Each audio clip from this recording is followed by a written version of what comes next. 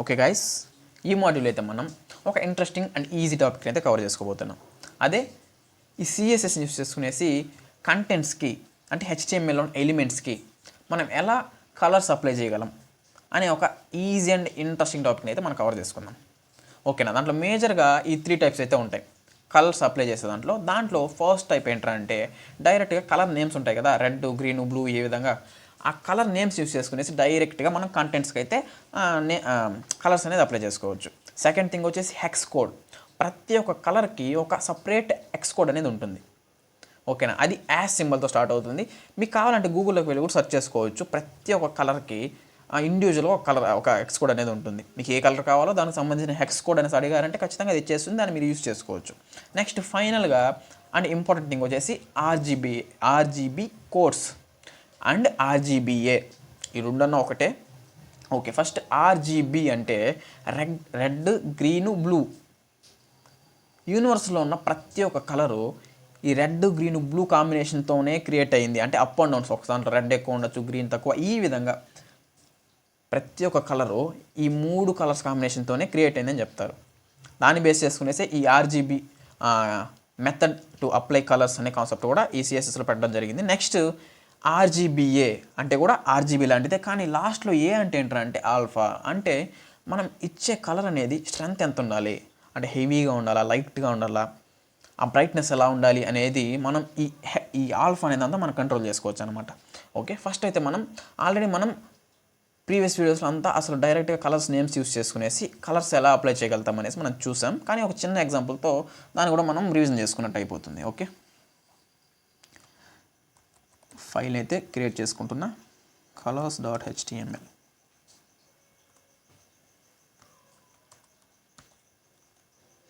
Okay,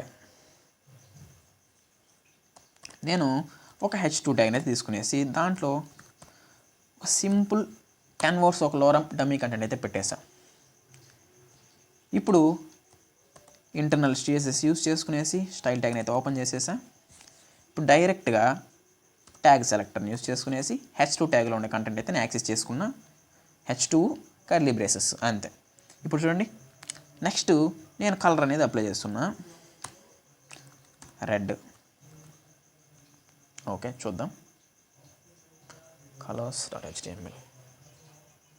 okay, చూడండి, H2లో ఉండే కంటెంట్కి మనం అయితే ఇప్పుడు ఈజీగా కలర్ అనేది అప్లై చేస్తాం with using colour names. Okay, next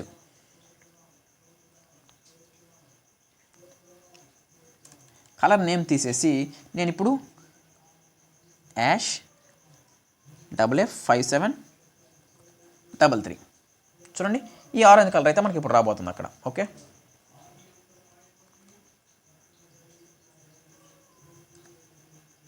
మనకి as it is red, orange ఒకేలా ఉంది కాబట్టి మనకి తేడా తెలియలే. ఓకే, చేంజ్ చేద్దాం.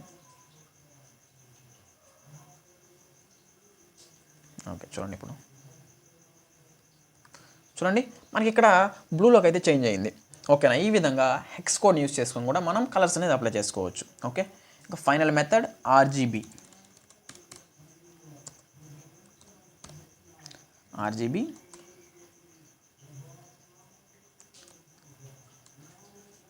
ఇక్కడ మీకు ఇష్టం వచ్చిన నెంబర్స్ బిట్వీన్ 0 to 255 మధ్యలోనే ఉండాలి. ఓకేనా, 200, 20, 10 ఈ విధంగా 3 నెంబర్స్ అయితే ఇవ్వాల్సి ఉంటుంది. చూడండి, ఆటోమేటిక్గా మీరు ఇచ్చిన నెంబర్కి బేస్ అయ్యేసి ఏదో ఒక కలర్ అనేది వచ్చేస్తుంది. మీకు ఆ కలర్ నచ్చలేదు, ఓకే, జస్ట్ మీరు డైరెక్ట్గా ఇక్కడ డ్రాగర్ ఉంటుంది, ఆ డ్రాగర్ దగ్గర వెళ్ళేసి మీకు ఎక్కడ కావాలో, ఓకే, ఇలా మీరు ఎక్కడ కావాలనుకుంటారో అక్కడ ప్లేస్ చేసుకునేసి సేవ్ చేసేసి మీరైతే ఈ విధంగా యూజ్ చేసుకోవచ్చు అనమాట. ఓకేనా, ఓకే, ఇది కూడా కొంచెం చేంజ్ చేద్దాం, బ్లూలోకే పెట్టేద్దాం. చూడండి, థిక్ బ్లూలోకి అయితే ఇప్పుడు పెట్టాం. ఓకేనా, ఈ విధంగా మీకు కలర్లు తెలకపోయినా పర్లా, జస్ట్ ఏదో ఒక 3 నెంబర్స్ ఇచ్చేసి నెక్స్ట్ ఈ విధంగా కలర్ బాక్స్ అనేది ఫామ్ అవుతుంది. దాంట్లోకి వెళ్ళేసి మీరు నీట్గా మీకు ఏ కలర్ కావాలో అక్కడ ట్రాక్ చేసుకొని ఆ కలర్ని అయితే మీరు పెట్టుకోవచ్చు. ఓకేనా, ఓకే, ఇప్పుడు ఫైనల్గా ఆర్జీబీఏ అని చూసారా, అది నీకు యూజ్ అవుతుందో మనం చూద్దాం. ఈ కామా పెట్టేసి నేను థిక్ బ్లూ ఇచ్చేస్తాను, నీకు మీకు అప్పుడు ఈజీగా అర్థమవుతుంది. చూడండి ఇది థిక్ బ్లూ. ఓకే, ఇప్పుడు ఎలా ఉందో చూడండి ఒకసారి అవుట్పుట్.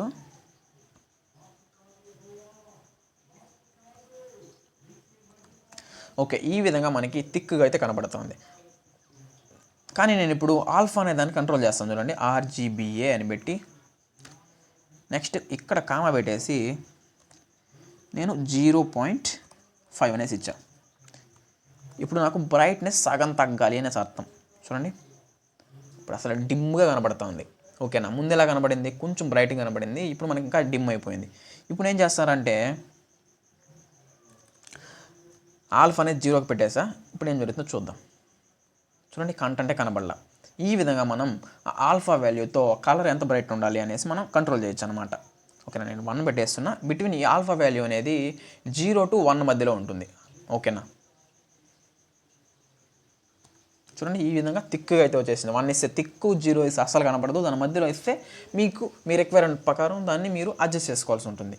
ఓకేనా, ఈ మాడ్యూల్లో మనం నీట్గా అసలు 3 డిఫరెంట్ టైప్స్ని యూస్ చేసుకునేసి సిఎస్ఎస్లో మనం కలర్స్ ఎలా అప్లై చేయాలి అనే దాని గురించి మనం క్లియర్ కట్గా అయితే డిస్కస్ చేసుకున్నాం కదా. ఇంకో మాడ్యూల్లో ఇంకొక ఇంట్రెస్టింగ్ కాన్సెప్ట్తో మళ్ళీ వచ్చేస్తాను. ఓకే.